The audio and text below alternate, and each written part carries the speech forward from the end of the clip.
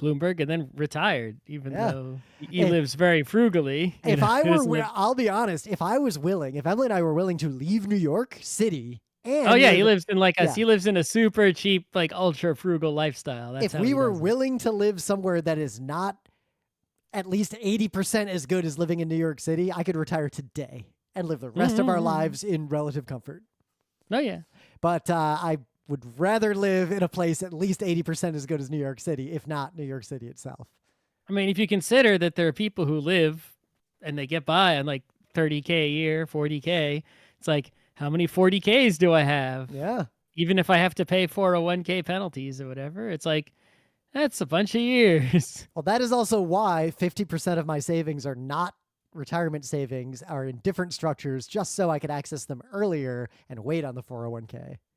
Yeah. All right. Anyway. The money that's in something I can access earlier is the money that's over the 401k. That's. I mean, it's not like I don't max out what I can put into that 401k every year anyway. Yeah, that's basically it. But it's like if they raise the maximum, I would put everything in there and not put, for tax reasons. Taxes. Okay. Anyway, I think we can get going. I guess I can start with an opening bit.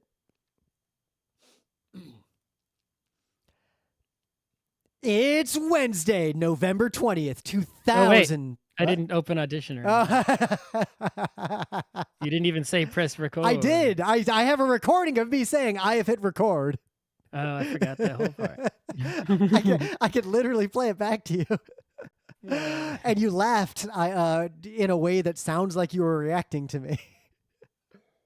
Well, at least we didn't podcast a whole bunch first. I thank Satan that has not happened in a long time. Happened one time. Yeah, but it's happened twice ever. And I have pressed record. And one of those times, Tracy saved me. I wasn't quick enough on writing a script to raw edit WAV files directly, but I described what I needed done, and he helped me write a script that fixed the robot voice in that one episode that got fucked up. Well, I got an email from Adobe. They're like, use Podcasting V2. I guess they changed something. All right, I'll try that out. Because Podcasting V1 worked okay, except the audio quality is worse than what I do now manually with GeekNights. And while Emily and I were recording the Slay the Princess episode, it just fucking crashed, and it looked like I lost everything, and I was able to get it all out of a cache, but I couldn't trust it again after that. Like you do. Yep. Fool me even once, you're not trusted for at least a decade if you're technology. I got to fix one thing. I didn't change the title card in the stream. It still says pumpkin carving. Not Ranma 1/3. See, we both had to change something. We did. All right. It's Wednesday, November 20th, 2024. I'm Rim. I'm Scott. And this is Geek Nights. Tonight we are talking about the Ranma 1/2 remake. So, we had a long hiatus that was mostly not due to the existential dread of the takeover of the U.S. government by fascists, but actually just that I was overseas for 2 weeks, and then Scott went to a concert when I came back. So we ended up having the longest hiatus we've had in a while. But we're back. I mean, while you were gone, I went to 2, 3... Yeah. 2 concerts and a Broadway show. Yeah.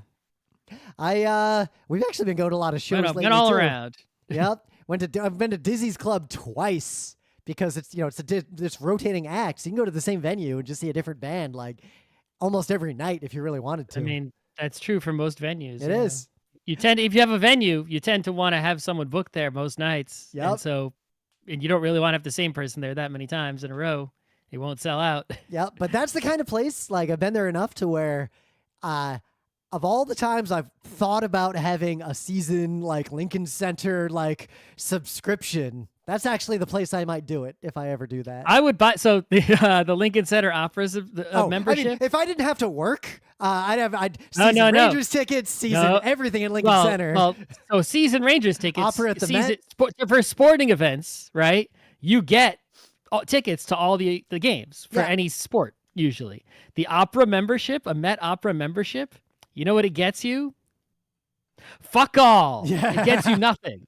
It gets you like, oh, you can go in the little club before the opera, or we'll put your name somewhere in the book, and you have to actually still buy tickets to the fucking operas. Oh. They don't give you tickets to that. They'll maybe let you go to like a rehearsal or something, or like give you the opportunity to buy tickets to right. You don't get there's no thing where it's like, buy a membership and get tickets to every opera. They don't do that. That's not a thing. I always assumed that was a good thing, but now I've learned that it's just the same as an Air Miles program where you just trick a rich person. No, it's not even an Air Miles program. It's literally like you just donate thousands of dollars and they give you just like a bunch of ancillary benefits to thank you, and you don't get fuck all you don't even get like tickets to one fucking opera. Well, I mean, in the sense that because I travel a lot for work, I guess I'm Platinum Delta and I'm gonna be Diamond soon, like before the end of the year, and we keep getting these increasing barrage of weird rich person perks that aren't actually useful or valuable or meaningful in any way, but sound really nice to someone who is rich and dumb and also won't actually use them. Yeah. Oh, Carnegie Hall, similar deal. You get a Carnegie Hall membership. I don't think it gets you tickets to fucking anything, as far as I can tell. From the time that they called me and tried to ask me for thousands of dollars, and I was like, "Oh, okay." I'm like, "Does that mean I get to go to like everything?" They're like, "No." I'm like, "What? Are you insane? You know how many hockey games I can go to instead of spending that money on literally nothing?" Yeah, and a hockey game is a comparable amount of entertainment if it's a good hockey game to an average opera. I'm just saying. But yeah, so I was in London doing something really annoying and dealing with an audit. So it was a literally like nightmare time, like heavy work stuff. But then I was in Singapore for a week, and all of this was not nightmare time if you don't care about the results of the audit. Yeah, honestly, the only hard part about this, which leads into the news we have to at least talk about, is that I was there during the failed U.S. election. And I basically had to act like everything was fine and normal and not react to this in these meetings with all these very important auditors who are not American. But then outside of those meetings, when we could talk like humans, the Europeans understand what a catastrophe this is, as do all the people I interacted with in Singapore along the way. And the running sentiment in Asia, at least like I'm in the APAC region, because I was at this conference with people from all over the region, was basically, and I'm going to paraphrase a guy I talked to, do the Americans not realize that this is a coup? That this is what they're like? Did they just not know? Are they all dumb? Like, what are they doing? And yes. Yeah. They're not paying attention. They're not caring. Yep. They're fooled. They, self-interested. Yep. Not, many, many different reasons that lead someone down the road of not voting or voting incorrectly. Yep. Which leads to, I've been thinking a lot about terminology in terms of, the way I might use, say, the word stupid compared to the words unintelligent or ignorant, in that stupidity, I don't think, is an attribute of a person. A person is not stupid. However, a person's behaviors may be stupid. So this is definitely an election where the stupids, now that we have the data on how it went down in America, people who make poor decisions willfully and obstinately despite evidence to the contrary, not getting a whole semantic debate about this, independent of level of intelligence and level of knowledge. A lot of Americans came out who haven't really voted recently and made a very stupid decision and didn't understand that it's going to fuck them over just as much as it fucks us over. And they're going to go back into the woodwork and probably not even vote in the midterms. Well, we'll see. Oh, they're definitely, midterms. Yeah, of course. Yeah. But this is a catastrophe, but at the same time, it's hard to give a lot of advice because we don't really know how the next several years are going to go, but you got to keep living, and you can't let them steal joy and fun from you. Like, we got to keep podcasting, keep doing your stuff. Don't let them take away the good parts of life just because they fucked over the government. But at the same time, you're going to have to recognize that you will not be able to trust the United States government for at least the next 4 years, and interacting with it may become increasingly dangerous or at least risky. No, it depends. Well, It's like, what are you gonna do? Not pay taxes? Are you gonna? No, like you got to do the bare minimum. You got to robot through, but like, don't assume that federal jobs will continue to exist. Like, don't assume like SNAP and a lot of welfare stuff is probably just going to disappear. A lot of regulations are probably just going to stop being enforced. We'll see what happens. Yep. But you gotta choose. No one has enough energy to fight every battle, right? Yep. You got to choose your one area. Right, you got and focus on that, the thing that matters to you, the thing where you can be most helpful to the extent that you are able. It's like your fighting will still be meaningful, right? If you look at history, and it's like, I'm not saying it's going to be easy. It's going to be the opposite of easy, extremely the opposite of easy, right? But if you look historically, there were people, right, who did not have the right to vote, and somehow they got that later. Right? It's like they had a political power despite on paper having zero political power. There were in history many, many people who were literal autocrats, kings, like actual kings. Yep. And yet, due to some events, right? A lot of kings got chopped as time went on, despite all the power of kings. Those kings were deposed. Somehow the people still had political power, even though on paper only one person had political power. But the right? hard there were times to internalize is that even if the arc of history generally moves toward a better world, but due to all that hard work, a lot of times the arc of history does not move fast enough for generations of individual humans that fight along the way. Yep, there were people who were born in a shitty time and died while it was still a shitty time. Yep. And that can happen too. But I guess I would advise, if nothing else, focus on the things you have more direct control, influence, and expertise over. Don't try to fight the fights that you are not well equipped to fight, because what you're up against is way bigger than individual people. And part of their strategy is to just tire you out with so much nonsense. Yep. That if you try to fight everything, you will fight them all ineffectively. Whereas if you choose to target something that's the most important thing and you fight that one thing and don't get, rope-a-doped on all the other nonsense, it's like, yeah, they'll probably have their way with a bunch of other nonsense, but that's because they're literally in power. Of course. It's like, what do you, but you could win a nonsense here or there if you don't spread yourself thin. But a good example would be like geopolitics, like U.S. foreign policy. Protesting it and being vocal about where it may become egregious and maybe immoral, like that is good and just, and you should do that if you can. But don't think that you will be able to influence it. Like that is one thing that is way beyond the reach of anyone who is not already in a position of real power. But whether or not the food bank in your town supports the people who lose SNAP, you have a lot of power over that. And I guess the last thing is that all those stupids that Rim just mentioned, right? Even those people, the self-interested people, the evil people, the uneducated, whatever you want to call them, whoever they are, for whatever reasons, even the outright racist people who know what the fuck they're doing, right? Who voted for this on purpose with eyes wide open, even those people, right?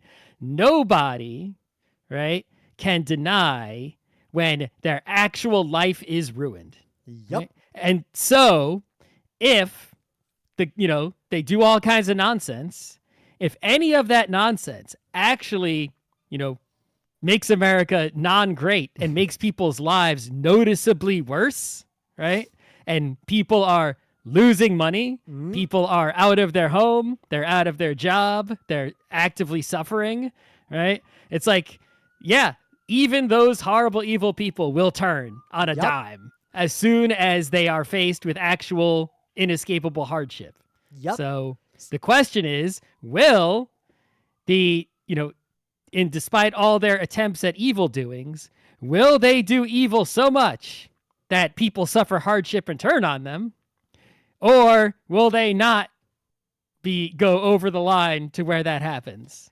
And my one hope now, because I had a lot of contingency plans for like real ones for if we won the popular vote, like has happened historically, but like lost on a technicality. Like there are ways to fight that.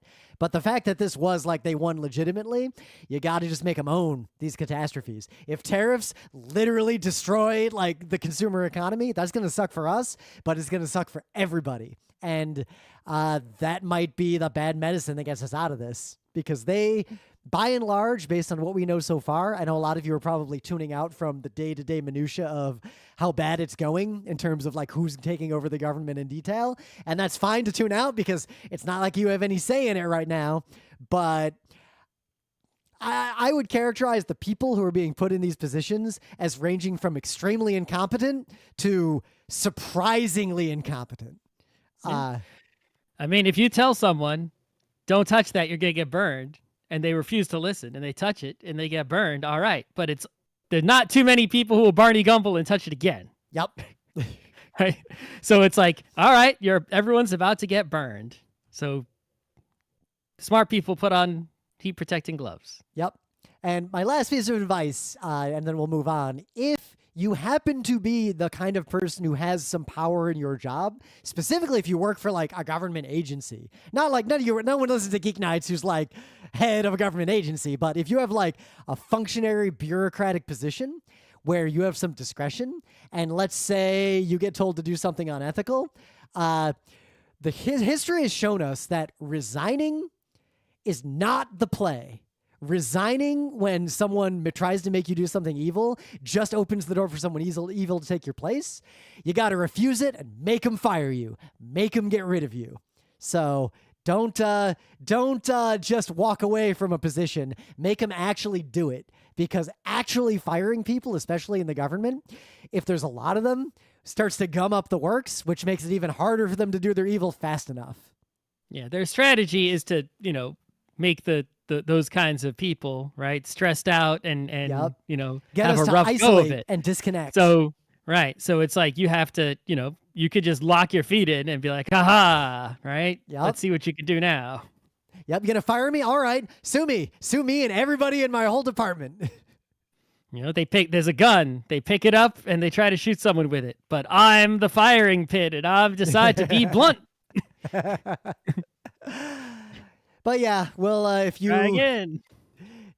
We'll definitely be addressing this off and on for the foreseeable future, but it's not going to dominate Geek Nights, just like it shouldn't dominate your life. You got to keep living. So, in other news, so in Japan, you probably know about this company. It's called Kadokawa. They have this little phoenix logo. You've probably seen it if you're nerdy and listening to a Wednesday episode of Geek Nights. And they own, I don't know if people realize, they might think of them as like a manga anime company, right? Even more so in the manga department where you see their logo more often, like directly printed on manga. But they own a fuck ton of shit. Yep. Like they are a mega media conglomerate in Japan mostly, but also around the world. They have subsidiaries and all kinds of other Yen Press. They own like a significant portion of Yen Press. I think a majority stake. It might even be 51%. I forget exactly how much, or 60 something. This is a big company that has its fingers on a lot of the nerdy shit you care about, especially if you care about Japanese stuff, right? And there is news that Sony is trying to buy them, right? And so all the news headlines are like, oh, Sony's buying the owners of Elden Dark Ring? Souls. Yeah, Elden Ring and Dark Soul. And it's like, yeah, that's like a tiny fraction of what that company does. Yep. It's like that'd be like they are buying the U.S. military known for this one fighter jet. Rim is going to buy McDonald's, the makers of the tiny little apple pies. Watch out for what are the cookies they give you with the hamburger on them. This is adjacent to the story about the video game that failed that like no press really talked about except extreme nerd press, and how the media just doesn't know how to talk about these things because people who know a lot about them tend not to work for these media companies. Yeah. But anyway, so first of all, we could talk for hours about how it's, the antitrust nonsense of no company should be so big that they can fuck up as majorly as they did on Concord and still exist. Right. But anyway, if Sony buys, Kadokawa, that's like, you're talking about media conglomerate. That's like, we're entering the seriously ludicrous media conglomerate territory, as if both of them are ludicrous on their own. So if you add ludicrous plus a second ludicrous, I don't know what that is. I mean, my hope is that Is Ludacris have any kids? that like this is an acquisition that's big enough to where if I had any power in regulatory boards, I would absolutely say no, you're not allowed to buy that. Two companies that probably should be broken up might merge. It's preposterous. Yep. So, but two companies that should be broken up might merge has been News at 11 for the past 40 years. Yeah, this one feels, in terms of maybe not in terms of a dollar sign standpoint, but in terms of a control of a certain, pop cultural segment, right?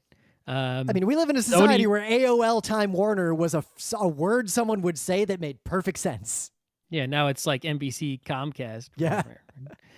Even though they're going to, I think, sell off the cable TV part. Oh, I was going to talk about that on the next show's news. Yeah, that's to keep the stock from going. That seems to be the play these days, is take the shitty part of your business that's failing and spin it off. These days, Scott, that's been the play since 1974, give or take. The stock in that company drops, and then your main company stays strong. It's like when you're playing an 18xx game, like, Scott, would you like to buy this train company that has a lot of very good trains? They happen to be twos, but twos are coming up in this world. They'll be fine.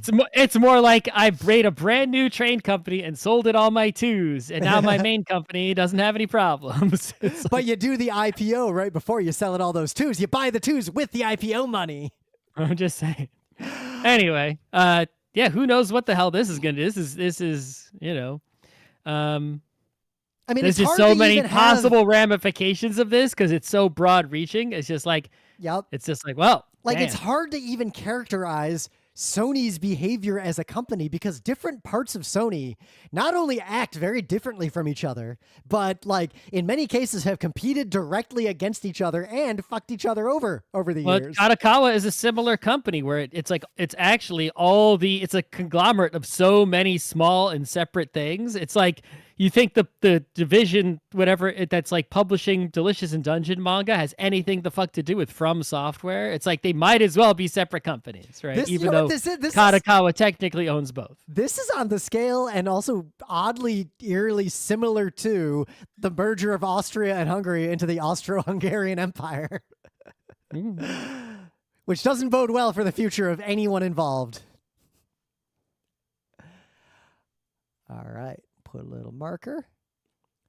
But anyway, things of the day. So you weren't familiar with this, and I was only vaguely familiar with this. But in Zelda 3, The Legend of Zelda, A Link to the Past, the Super Nintendo game, one of the best games ever made, one of the best Zelda games, there's a place called Misery Mire in the Dark World.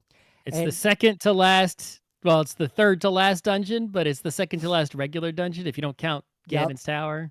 It's a good dungeon. It's actually one of my favorites in that game. It's a very clever dungeon because it's kind of mazy, kind of puzzly. It's got the weird stuff going on where you're trying to figure out how the hell do I get through this thing? Yeah. Where do I go? I should play Zelda 3 that again. It's that sort of evil and disorienting kind of place, right? But so if you'd never noticed, in Misery Mire, occasionally if you use certain area of effects, or if you're really lucky or unlucky, shoot an arrow in the right places, sometimes you'll just hit an enemy that was invisible and it might drop something. Like, I've never seen that happen, but I've seen it happen.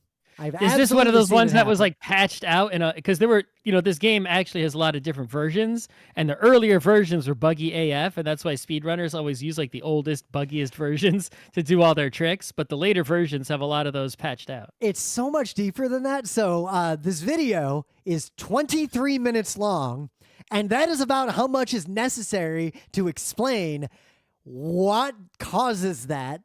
And the summary in the first YouTube comment actually says it best. So if you don't want to watch a 23-minute fascinating video, quote, "They misplaced an enemy that just so happened to be the jankiest enemy in the game." Okay. There's an enemy that's there that shouldn't be there, and that it's not the enemy you're thinking it might be, and that enemy has a specific behavior, and all the stars aligned to where all over Misery Mire, there will just be invisible enemies that you can kill, but only with certain weapons. And they can't touch you or hurt you. They can't touch you or hurt you. Mm-hmm. But they're there. And 23 minutes will explain this in detail. But if you manage to use the right weapon and kill one, you can get some items. Yeah, they'll drop like a bomb or something. Yeah. They'll drop whatever they drop in the drop table. But props to this research. This is one of those videos that goes like down to the depth of let's look at the code, let's do an example, and the Zoras are way more complicated than I thought they were. Mm-hmm. So what do you got?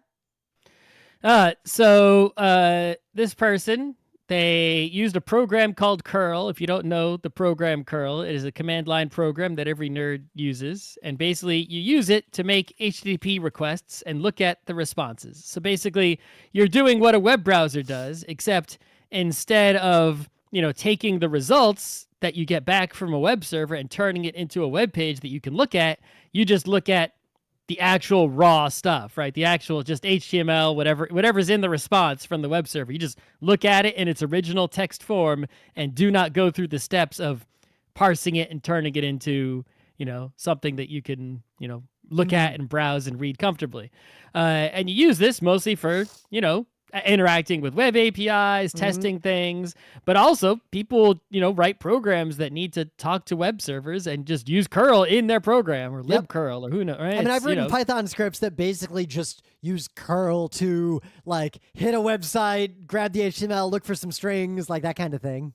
Yeah, I mean, it's usually you'll use curl more if you're just on the command line. If you're using a programming language, most programming languages have a better library to use than curl. Some don't. But curl is a very, very widely used program. It might even be on your computer. You don't even know about it because it's so common. And if you do curl-v for verbose, it'll show you basically the whole conversation that curl has with the web server, like every step of the way. And these clever people, C41C is the name of the YouTube channel, they curl-v to google.com. And then they take every single thing that happens during that conversation between your curl on your computer and google.com. And they take those and made them lyrics for a heavy metal song that is, decent. But I guess wouldn't be decent if it wasn't, for the curl part. Yeah. In the meta moment, we're going to be live at PAX Unplugged, which is coming up real soon. Real soon. It's not this weekend. 6th, 7th, and 8th. Not the weekend after that. It's 2 weekends. Yup. From now. Friday at noon, we'll be doing a updated version of Take Your Fucking Turn. It's December 6th. Yes. If you are listening to this and have seen our panel Take Your Fucking Turn before, I'd say don't bother going because while I'm making a bunch of updates, like I got a new version of the slides and I'm cleaning them up and adding some stuff, you know our deal. This is really aimed at people. This PAX, I think, is going to be the most attended, densest PAX Unplugged that has ever happened. And honestly, this panel is there because I expect a lot of people who have no idea who we are going to see that title and come into that room because they're mad about people being slow, and we're doing God's work teaching them how to ridicule their friends into playing fast. Mm-hmm. But also on Friday at 1:30 p.m., right after that, in the Mox Gaming Lounge, we will be teaching everyone how to play Deep Sea Adventure Boost, the expansion to Deep Sea Adventure, which is a game we have talked about many times on Geek Night. It's basically Deep Sea Adventure with slightly different dice. Yeah. It's not that much different, but it is, slightly different. Yeah. It's also that game it's a fun push your luck game, and it's always fun to teach people how to play a game, especially because... And of course, we're going to teach you how to win as much as you can win a push your luck game. Obviously, the number one thing you need to win that game is luck. And knowing when to push is the hardest part. Yeah. That's the second most important thing. Even if you know when to push, luck is the number one determining factor in who wins. Yep. My favorite thing about doing these, I've realized over the years, because teaching the games is fun, but that's pretty easy. It's the devil's tutor, or the deal with the devil that we always offer people in these sessions. People actually take us up on it, and it's always really funny when it goes down. I had some really good moments at the last PAX where we did this at a particular table because they kept calling me over. And the deal I always offer them is you can ask us for advice on what to do on your turn at any point in these sessions. But That advice will be public to everyone else sitting at the table. Mm-hmm. So yeah, otherwise, PAX Unplugged is going to be lit. It's going to be dense, and Saturday is almost sold out. So if you're thinking about going and you haven't bought badges, deal with that like right now. And I believe the 3-day badges are sold out. Yeah. PAX Unplugged has intense demand, partly more so than the other PAXs, partly because PAX South is gone, and PAX South used to be the secret, like, actually it's a tabletop PAX Con. And tabletop, despite the fact that a lot of media doesn't talk about it that much, is a booming industry with a huge, insatiable demand for conventions. Yeah, video games are down the pooper industry-wide, but tabletop games seem to be doing great. Yeah. All right, let's get into it. We're reviewing an anime. So, ancient times, there was an anime called Ranma One Half, based on a manga called Ranma One Half by Rumiko Takahashi. Who has been authored so many mangas, and so many of them have been turned into anime. Such a prolific, historic, mega creator of the anime times. I will admit, I like... how much I like her works is pretty much inversely proportional to how recently she wrote those works. I like her older stuff a lot more than I like her newer stuff, and that is applied throughout her entire career. But that's not saying like she is super important, like to manga, to anime, to culture. And Ranma One Half was, for a lot of American anime fans and manga fans, one of the first ones they ever encountered. Yeah, I mean, Ranma One Half was not, as far as I remember, on television. I never saw it on television, right? If it was, I missed it, at least in the United States. It was obviously on TV in Japan, come on, and other places, just not where I lived, at least. But every video store you went to, any place that had videotapes, VHS tapes, they had the comic book store, the Suncoast, whatever the whatever the hell you had where you lived, the FYEs, the Best Buys, in 1990X, late 90s, anywhere you went, at least where I lived, there was always Ranma One Half tapes there. They were $30 to $40 for the subtitled version and $20 to $30 for the dubbed version, and this was well before episodes. Right, and this was way before any kind of explosion of anime or manga in the U.S., right? We're talking like, maybe there was all the other anime you could get was like Akira or something, right? It's like, or you could see some on the Sci-Fi Channel, and that was about it. Ranma was at the Blockbuster in the era where Blockbuster was pretty new, and they had an anime section that had like 14 tapes total in it. Yeah. It's like it was sitting next to the Godzillas because it was Japanese. Right? But simultaneously, if you even briefly and tangentially interacted with anime fandom in America, everyone knew Ranma and everyone had seen some Ranma. Like, everyone.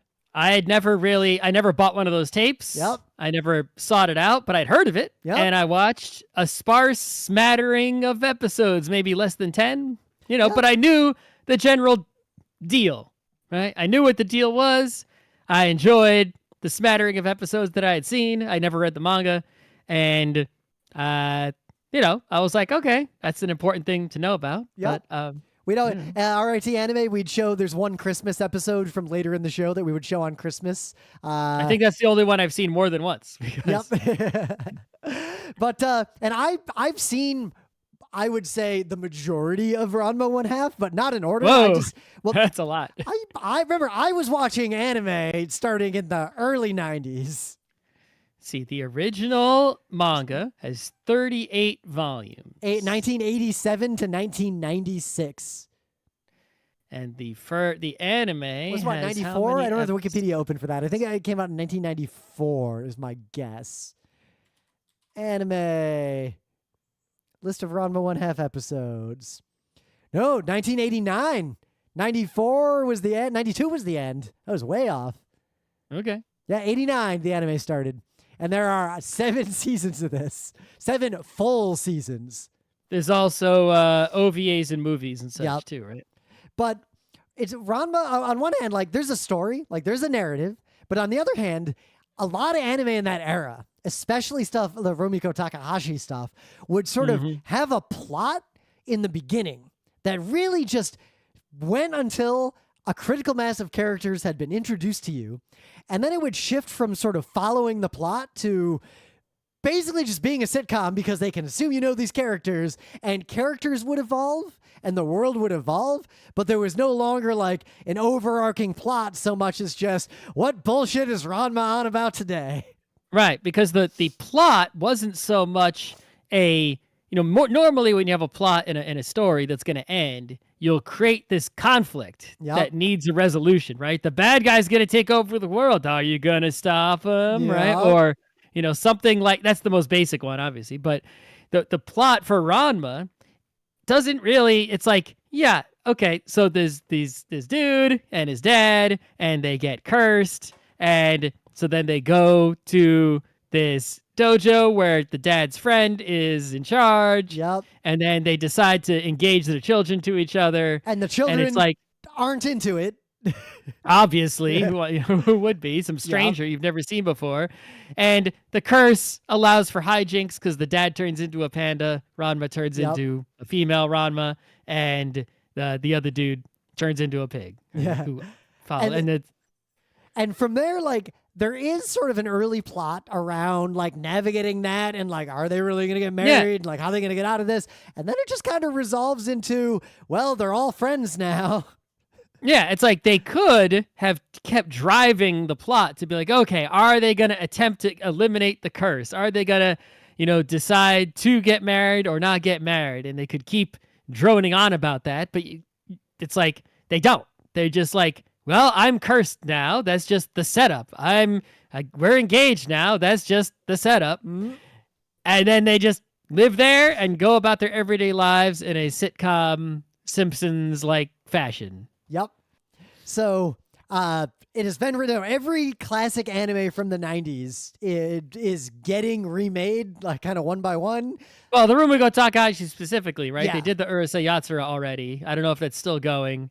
I still gotta watch doing that. The Ranma. You have to assume they're gonna do like the Inuyasha or the Meisani Goku or something next. Right? Call me if, let's see, what would actually get me excited? Call me if Escaflowne or Utena get the remake treatment.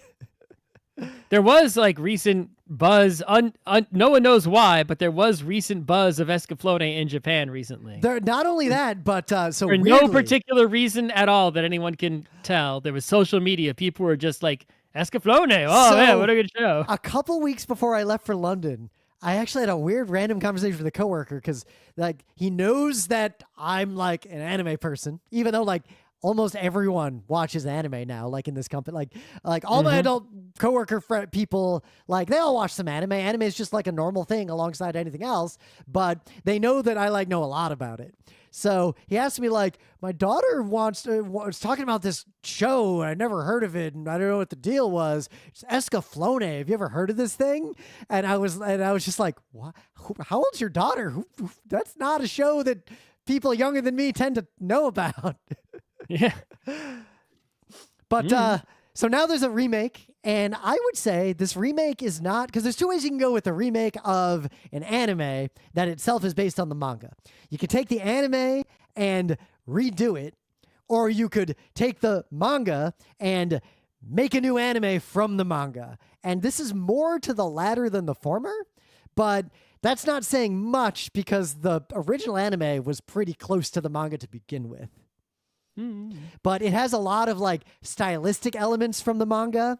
The pacing is a little bit different. It does a lot of like the two-tone backgrounds and like manga sound effect stuff that the original anime didn't really do. But otherwise, it's very faithful. But I am actually enjoying this anime more than I enjoyed the original Ranma. And I watched a little bit of the original Ranma again to be sure. And honestly, that show was good for its time. The pacing's not great. The animation gets pretty janky kind of often. Like it was pretty low budget. Cranking out that many episodes. Yep. They weren't spending a lot of money on them. And I'd say that today, if someone's never seen this show and you're interested in it, like one, just read the manga. Like the manga is still a good way to experience this, but I just watched the new one. I wouldn't really start with the old one. I would just watch the new one. Yeah, I can't really compare the old and the new because, like I said, for the old, I only saw a smattering of episodes. I actually never saw like in order or anything, right? So I just knew, like, I actually didn't know that it was because of some curse until I watched the new episodes. I thought it was just like, that's how it is. That's the thing. That's the show's about this guy who gets wet and turns into a girl. It's like, that's all I knew that that's what it was. Characters who have fallen in or eventually fall into a spring. Yep. It's like I didn't know how it got that way or how or if it ever doesn't be that way. I didn't know nothing because I'd only seen, whatever. But what I can say about the new show is that there is at least one excellent artistic element of the new show that really stands out is that at certain moments, they're actually changing the visual style of the show. Yes. Intentionally, right? So during every combat, I noticed this, during every combat scene, they change the coloring and the line style to be like this same, it's like this combat, right? Yeah, with like this purple highlight. Like you'll notice it when you watch the show. And there are other times where it like I couldn't find a pattern for this style, but like there are other times where the style changes to have like screen tones and dots like a manga all over, right? I couldn't find a pattern of when they were using that style, but it kept happening, right? So it's like most of the show is sort of in this quote default anime style, I guess you want to call it, whatever. But if you pay attention, you'll see, hey, they keep dramatically changing the visual style of the show depending on the scene according to some pattern of some kind, to some logic. I don't know, but it's I've seen shows change their style before, right? Like suddenly everyone's chibi because someone's getting bopped on the head or something, right? Like in Slayers, or suddenly everyone's serious face, right? And with extra high detail. But it's like this show is doing that same effect of style changing, but not in the same way. It's changing the coloring and, the lines and that sort of thing, as opposed to changing the detail level or anything else. And there's just a lot of craft to it. Like, it's visually really good. I'd say it's above average for an anime. It's got a good budget. It looks great. And it also, the original show does have a lot of animation shortcuts because, it ran forever and had a limited amount of money. This one really uses the fact that it is animated, and there's a lot of visual style and effects, and it makes the show just a lot punchier. And honestly, I think a lot funnier. I think it is funnier than the original so far. It depends if you like that kind of, the kind of humor that it is, right? It's a lot of, very sort of juvenile, but it's not the like filthy juvenile. It is, I would say it is heartfelt juvenile comedy. Yeah. In that it is juvenile, but like the joke where he notices her panties is done in what I would consider a juvenile but tasteful and kind of wholesome, funny way, as opposed to, say, a lecherous anime where it would be used more for both a juvenile and prurient way. Right, but I'm saying there's a lot of like slapstick nonsense going on. I like slapstick nonsense in anime. Yeah, I mean, but that's, but it's not quite the Looney Tunes kind of slapstick, right? It's more, I guess it's the anime style, right?